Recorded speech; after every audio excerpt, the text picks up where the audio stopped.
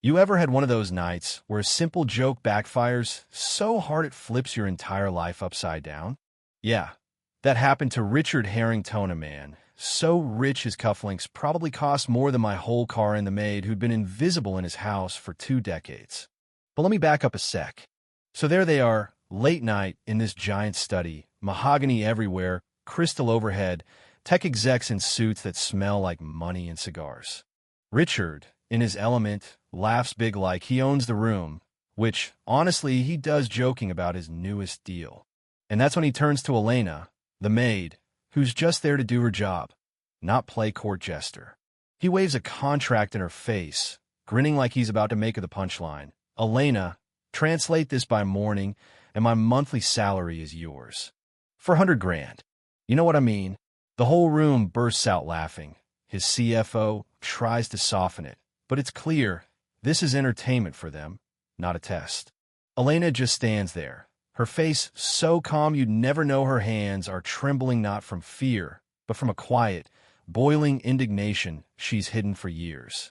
But tonight, something is different. She takes the paper mandarin, technical, dense as concrete, and leaves the room without a word. No drama, just that practiced silent dignity. You ever see someone get underestimated so hard it's almost funny? Yeah, well, keep watching. In the kitchen, away from the laughter, Elena stares at that contract, memories washing over her 20 years in this country, caring for his family, raising his kids, even holding his wife's hand as she died. And still, to Richard, she's invisible, just the help. But people like Elena don't quit. She snaps a photo of the document, sends a message to someone she trusts, then finishes her chores and drives home to her modest apartment. Now, here's where you get a glimpse behind the curtain. Elena's not just a maid. She was a professor, a linguist used to be called doctor before fleeing political chaos, starting over as nobody in America. The academic world thought she died, her past erased by fear and necessity. Only one person knows, Professor Lin, an old colleague who still respects her mind. At 2 a.m., he writes back, "This contract's a monster, but I can help." That's all Elena needs. The skills return, muscle memory in her mind, as she works through the night. She finds clauses that should terrify any CIA stuff hidden so deep only someone fluent in Mandarin and technical jargon could see the trap. By sunrise, she's finished a flawless translation, annotated every pitfall, and printed out a warning so clear even Richard can't ignore it. Next morning, she's back in uniform, cooking, cleaning, blending into the wallpaper until Richard, half hung over, tries to make light of last night's joke. But Elena isn't playing. She walks up, hands him the translation, and watches the room freeze. Richard scoffs at first, can't believe it's real, until Elena calmly walks him through every landmine buried in that contract. The board members go pale. Even the usually sharp CFO is stunned. That's the twist. Turns out, the person you treated like furniture is the only one in the room smart enough to save you from disaster. Richard demands answers. Who are you? Where did you learn this? Elena, quiet but steady, tells him about her past. She doesn't brag, she just states the facts. And for the first time in his life, Richard realizes he's never asked, never cared. Suddenly, he's ashamed genuinely. Not just for missing the trap, but for never seeing the human being right in front of him. "Why'd you help me after all this?" he finally asks. Elena just says, "I work here. What happens to this company matters to everyone who depends on it, including me." That one hits him hard. Then, in a scene that feels almost too cinematic to be real, Richard stands up, writes her the promised check, 400 grand. No joke this time, and offers her a new role, leading their international contracts, salary, and respect included. But Elena, ever cautious, sets her terms. Anonymity, flexibility, and most important, no more jokes at the staff's expense. Richard agrees. No ego left, only gratitude. Fast forward 3 months. Elena, now Dr. Vasquez, in private, works from a sleek office, her name, if she wants it, on the door, catching mistakes the legal team misses. Richard brings her coffee exactly how she likes it. The dynamic changed forever.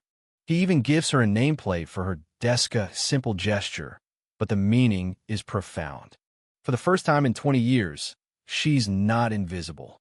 But here's the open ending, the part that stings and inspires all at once. Elena slips the nameplate in her drawer, not ready to be seen by the world, but knowing, finally, the choice is hers.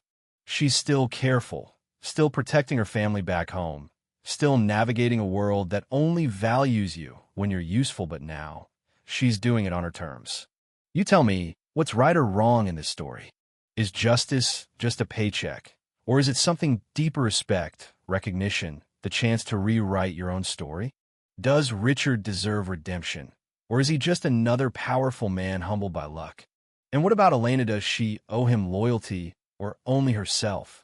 Let's hear it. Drop your thoughts below. Who's really in control when the invisible finally step into the light? Justice, privilege, humility. You decide.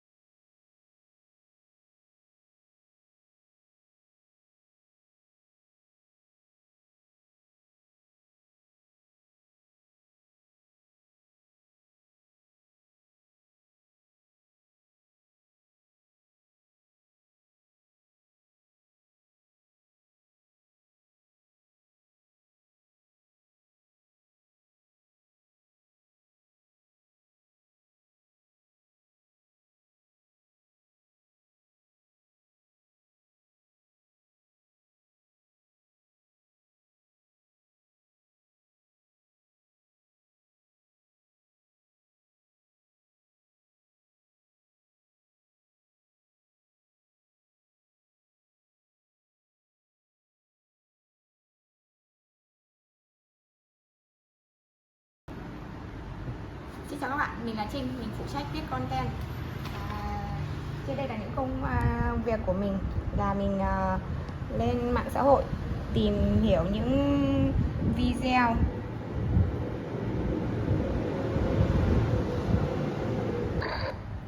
Next one? Alright. Thank you, man. Hey, if you guys have any trouble, let somebody know. Please. After the tree to hold on to. Yeah, they're